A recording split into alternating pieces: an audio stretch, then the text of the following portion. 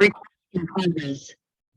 Hello, my name is Riley Salter. In this video, I'll be doing my head-to-toe physical examination. Prior to entering the patient's room, I would note height, weight, vital signs, BMI if it's in normal range for the patient. And prior to entering the room, I've already washed my hands with soap and water, and I've already introduced myself to the patient. So I'm going from that point.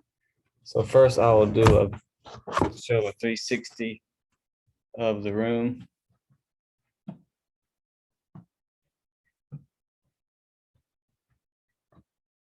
Okay.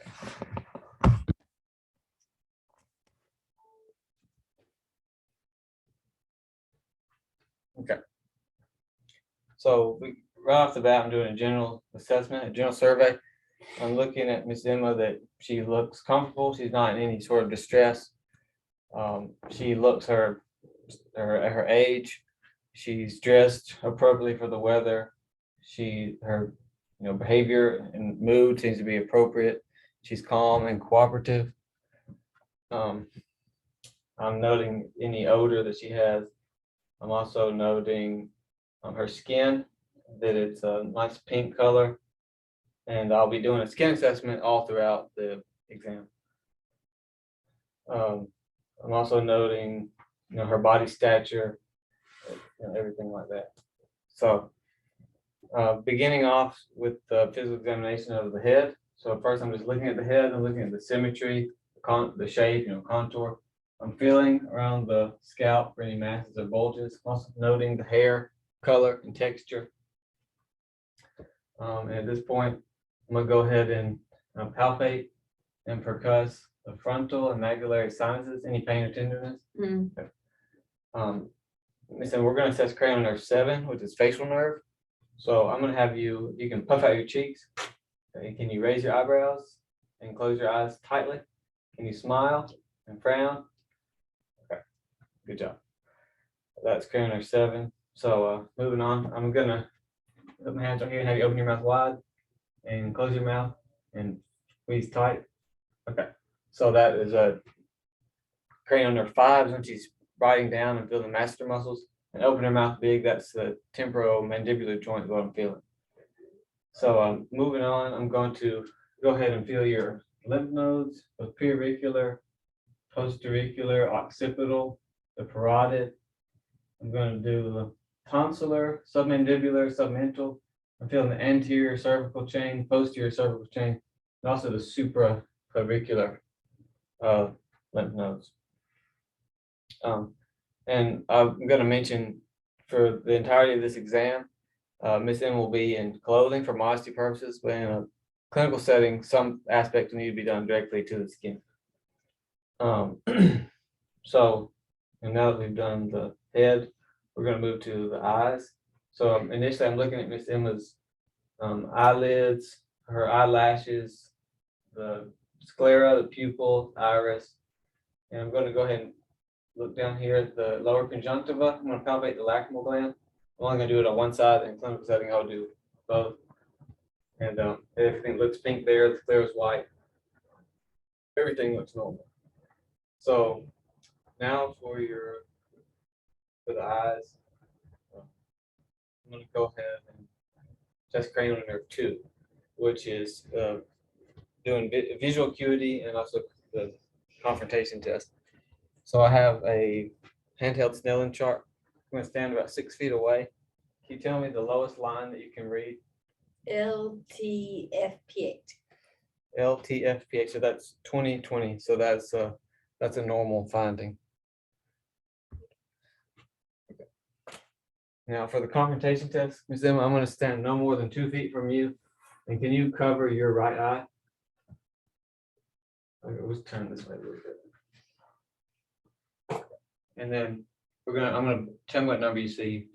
2, 1, 2, 4, 5, 2, 1, 3. Okay, great.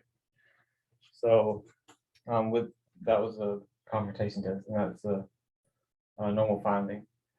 So we're now going to test cranial nerves 3, 4, and 6, ocular motor, trochlear inducens. And so for that, I'm gonna first get my pen light. I'm gonna have you just follow it.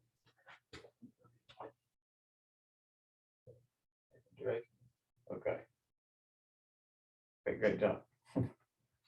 So next, I'm gonna have you look right at me at the pen light and cover your right eye. Now let go. Okay. And so I'm seeing that the eye is fixated. There's no strabismus or anything like that. And for all parts of the eye exam, I'm only assessing one eye, but in a clinical setting, I would of course do both. But for time purposes, we're going to do one. So we did the points of gaze. We did the convertation test. So now I'm going to do a corneal light. So I'm going to do right in the. Okay, I see the light reflecting back at the same point on both eyes. So the eyes again are fixated. So next I'm going to actually shine directly into the eye. And I'm doing a direct, and then a consensual will be doing it across like that. And her pupils equal, round, reactive to light with accommodation. So next I'm going to do the direct ophthalmic exam. So I'm going to put my ophthalmoscope on here and turn the light on. And I'm going to do my right eye, image right eye. And with this, I'm looking at seeing the red reflex. And I was also noting the macula, the fovea centralis, looking at the blood vessels and everything. And everything looks normal there. So now we've done the eye. We're now going to move to ears. So we're going to test cranial nerve 8 and look at your hearing. So to start, I'm going to whisper a word and you tell me what the word is. Tiger. Okay. So next we're going to do the Weber and Rene test. So I'm going to strike this and you tell me, first is Weber test, tell me if you hear it in one or both ears. Both. Okay. And then we're going to come to the mastoid process for the Rene test. Tell me when you can no longer hear it. Say stop. Stop. I can still hear it. Stop. Okay, and that's a normal finding. The air conduction should be longer than the bone conduction. So we've now done cranial nerve 8 and hearing. So I'm now going to look at the outside of your ear. I'm just looking at the auricle of the ear. I'm looking at the pinna and the tragus, and everything looks normal. I'm going to do a direct exam with the otoscope. And for this, I'm going to gently insert into the auditory canal and look in. I'm going to pull the pinna back.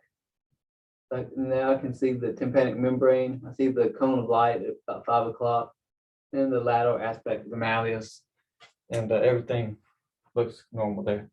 And again, I'm only doing one ear in a clinical setting. I'll do both. So now we've done ears, we're going to move to nose. So for your nose, I'm just looking at the nose here, the symmetry, palpating it in the nair. We're going to test cranial nerve 1, and that's for smell. So I'm going to have you close your eyes. I'm going to use this here, and you tell me what you smell, okay? Alcohol. Yes, that's Wow. right. Okay, and now I'm going to just look into your nostril. I'm only going to do one again, but in clinical setting, do both. I'm looking at the nasal turbinate and the mucosa, and the septum is not deviated. Okay, so we've done eyes, head, eyes, ears. Now we're going to do throat. So if you could open your mouth for me. I'm looking here at her dentition. I'm looking at the gingiva, upper and lower. Looking at the buccal mucosa. I'm going to see, I see the tonsils. And I see the uvula. Can you say ah for me? Okay. And I see the uvula move up. and that's cranial nerve 9. Also noted the posterior pharynx and didn't looking for any exudate and didn't see any. Cranial nerve 10 will be the gag reflex, and we won't assess that for the purpose of this video. So I'm also noting that Miss Emma's speech is clear. She's able to articulate her words. Can you, Miss Emma, poke out your tongue and do it left and right, up and down? Okay, so that's hypoglossal, that's cranial nerve 12, and that's intact. So lastly, we're going to look at go to the neck. And for the neck, I'm seeing that the trachea, everything is midline. I'm going to palpate it. For the thyroid gland, I'm going to palpate that posteriorly. Okay. And then we're going to test cranial nerve 11. So can you shrug your shoulders on resist? So shrug them up. Good. Now look to your left. I'm putting resistance there. Look, that's a cranial nerve 11, sternomastoid muscles and trapezius muscles. Okay, so now we've done the AT-ENT and doing a survey. We're going to go ahead and move into look at the thorax. So starting with a respiratory exam. For respiratory, I've already noted that she's not in any distress. She's not using any accessory muscles. And her AP ratio looks to be 1:2, which is normal. So I'm going to go ahead now and feel around the thorax and feel any abnormalities. Do you have any tenderness or pain? Okay, great. So now that we've looked at your thorax, going to go ahead and percuss. So for this, I'm only going to percuss posteriorly, but in clinical setting, I would do it both posteriorly and anteriorly.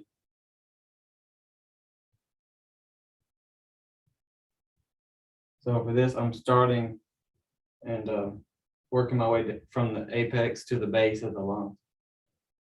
And I hear a good resonant sound with that. So, and actually before I percuss, and I'll palpate it back here. I'm gonna come back here about the 10th rib. And I'm gonna have you take a deep breath in. Okay, and I was having my thumbs here, I'm testing for respiratory expansion. Now we're gonna do tactile primitus. Every time I touch you, say 99. 99, 99, 99. Okay, great. So we did the palpation and percussion. So now I'm going to, well, actually with my percussion, I'm going to go ahead and do the diaphragmatic excursion. So let's see. Can you take a breath in and blow out and hold your breath? So exhale and hold it. So I found some dullness. Now take a big breath in and hold it. So now I find dullness. So I'm going to measure that, and that will be the diaphragmatic excursion. So next, I'm going to auscultate the lungs.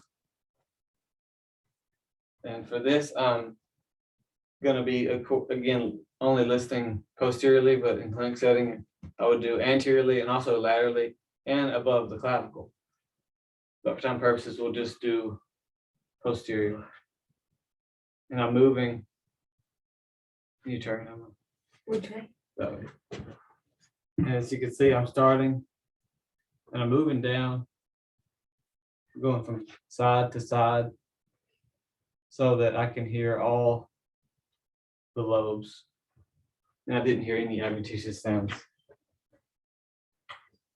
So that was our respiratory exam. Now we're going to we'll just talk about breast exams.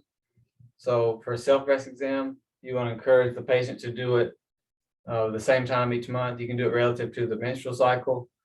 And for that, you want to palpate around the breast, starting at the nipple, working around the areola, the entirety of the breast tissue and up into the axilla area. And you want to feel for any lumps or masses, particularly anything that's hard, not movable. For the clinical breast exam, you're doing basically the same thing. You can have the patient raise one arm overhead, or you can do arms side by side leaning forward. And again, you're feeling around the entirety of the breast into the tail of Spence up towards the axilla. And also noting any dimpling or skin color changes or nipple inversion or anything like that, pain or discharge. So any of those things you want to know. So now we've done thorax. We're going to move to a cardiac exam. And so for the cardiac exam, I'm starting by feeling Emma's carotid pulse. And then after feeling it and palpating it, I'm going to auscultate and I'm going to have you hold your breath. Okay, and I don't hear any bruise there, which is a normal finding. If we had an exam table, I would then have Emma sit back to 30 degrees and look for any jugular vein distension. And there's no JVD noted here. So next, I'm going to go ahead and auscultate your heart. So I would start on the right sternal border, second intercostal space. That would be aortic. I'll come to the same side, but on the same space on the left for pulmonic. Then third, Erb's point. Fourth, tricuspid. Then fifth would be mitral. And with that, I'm listening for any rubs, murmurs, or gallops, and I didn't hear any.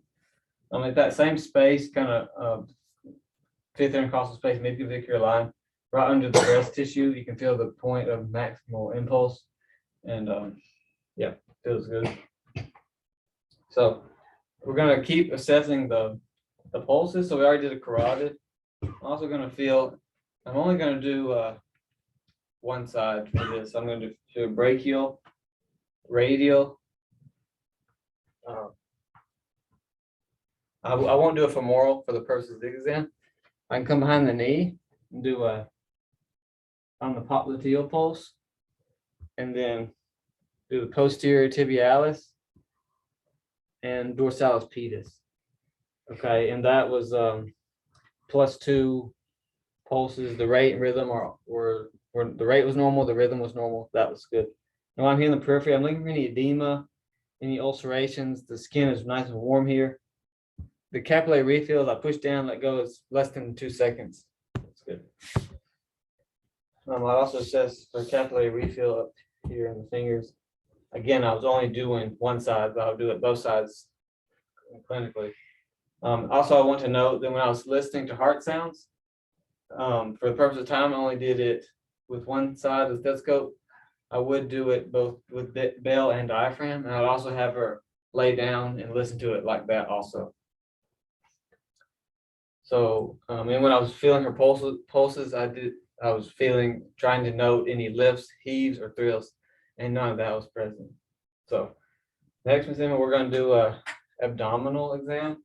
So I'm going to have you lay flat for me. And so, can you let your hand rest down by your side? So for this abdominal exam, Ms. Emma will maintain her shirt on, but of course it would be, I would lift up so I could inspect first the belly. So when I'm inspecting, I'm just looking at the contour or the shape of the belly. I'm looking for any bulges. I'm looking for any asymmetry, looking at the umbilicus or any peristalsis. So once I've done that, the next step for the abdominal exam will be to auscultate. So listen in all 4 quadrants. And I'm noting the vowel sounds, if they're present or hyper or hypoactive. I'm also going to listen over the abdominal aorta, the renal and iliac arteries. And I'm listening for any bruits, and there was none present. So next, I'm going to go to a percussion. Okay. So I'm going to percuss the abdomen. And I hear a tympany there, that's a normal finding. For the liver, I'm start at the midclavicular line, go about the 5th space, and I'll work my way down. So I hear dullness, mark that spot, and then come from the bottom, work my way up, and then when I feel the dullness again, I'd measure that, and the normal will be about 2 to 5 centimeters. So next I'm gonna do a palpation. And we'll start with a light palpation, feeling each of the quadrants. If there's any area of pain, I would do that one last.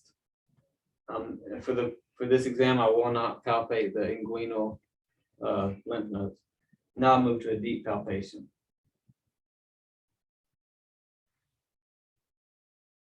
Okay. Now I take a breath in. I'm seeing if I can palpate the liver, if there's any pain, and then do it one more time. See if I can palpate the spleen. I should not be able to palpate the spleen on a normal exam.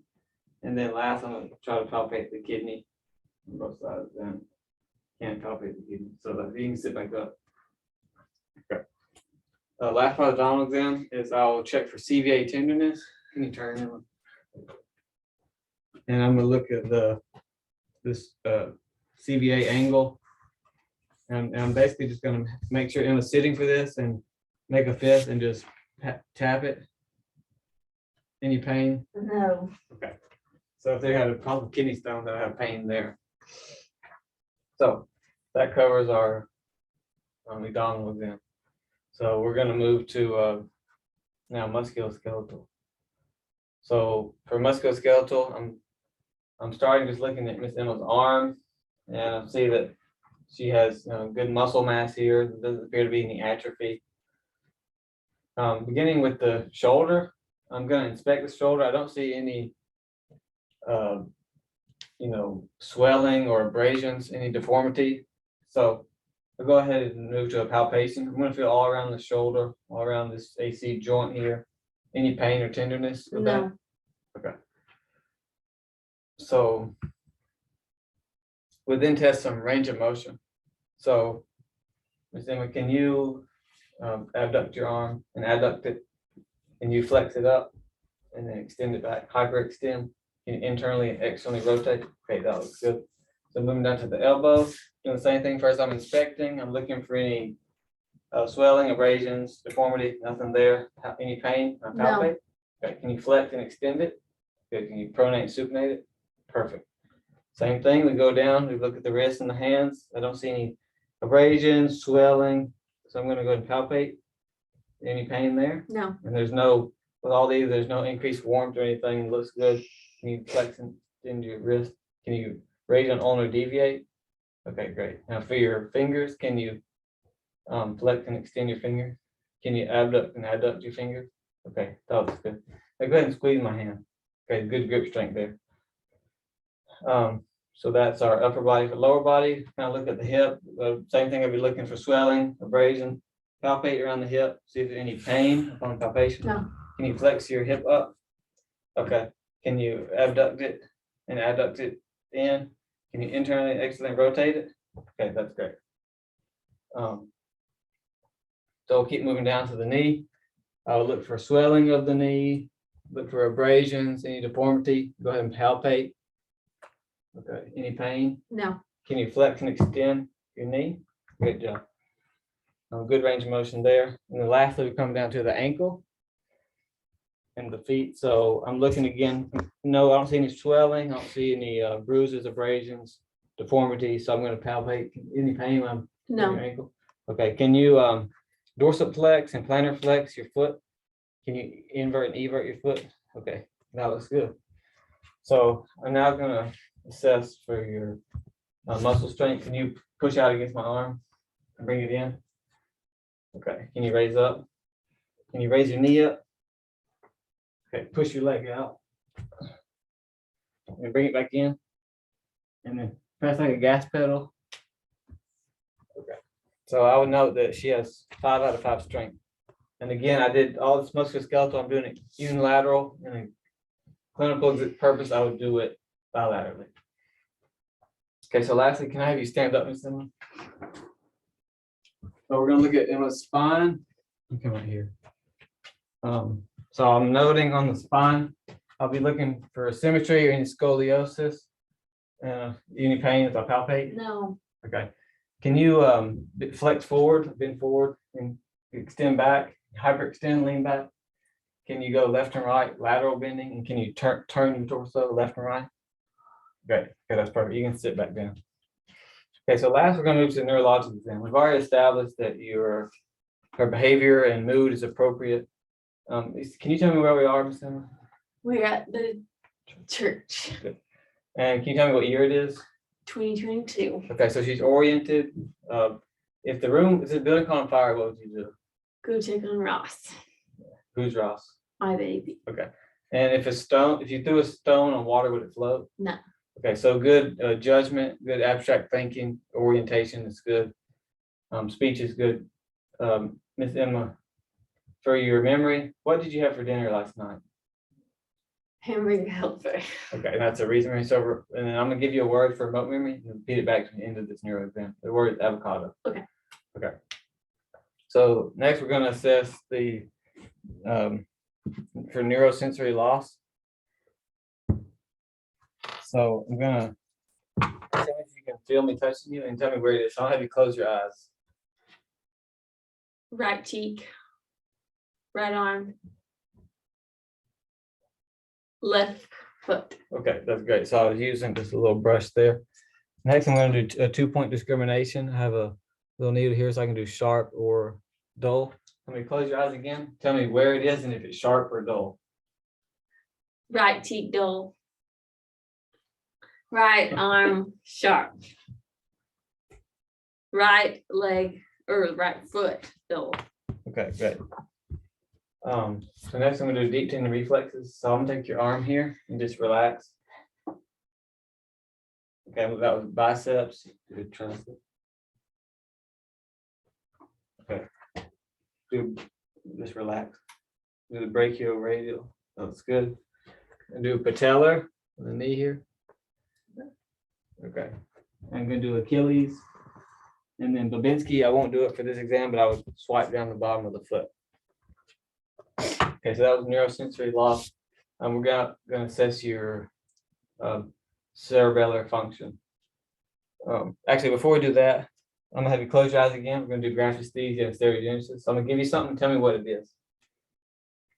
A pin. Good. Keep your eyes closed and move your hand. Let me draw a number. Tell me what it is. 1. Okay, that's great. So last, we'll finish up with the cerebellar function. So can you do rapid movement? Let me do like this. And you would actually have movements. Can you touch your finger to your nose and then touch my finger? Come back again. Okay, that was good. And then can you stand up for me? And then I'll have you look at me, close your eyes. Okay, that's good. You can open them. Now hop on one leg. Okay, so it's good. There. And then can you walk about 5 steps and then turn around and come back heel to toe? Oh, sorry. Okay, and then go back the other way, walk on your tiptoes. Okay, so there's a good balance there. Can you repeat the word we said at the beginning? Avocado. Okay, so that concludes our head to toe physical examination. Thank you. Oh gosh. 28 minutes. I thought that you were. Gosh. I thought you'd forgotten to do the nose thing. I thought that was an eye. Oh god. I really You stood did. up. At the end. I was going slow. Yeah. I was like going like it was our first video. I was going I slow at the know it beginning. was really slow. Because before the 2 times I practiced, when I got to musculoskeletal, both times it was like 16 minutes. So well, I was maybe so next much time slower. we should have had. When I I saw wish the, Molly's clock had been there the whole time. yeah, because I wish we had a clock running because when I saw that it was like 22 minutes and we haven't even started the I wanted to see the time before musculoskeletal. I thought it was 22 minutes. I was like, oh my gosh. But that like lit a fire under me. And I started moving much quicker. But I should have moved that quick the whole time. It's okay. Oh my gosh. Oh my gosh! Look what Dad saw. An owl. Is it still recording? Blame that. Oh, I think it is recording.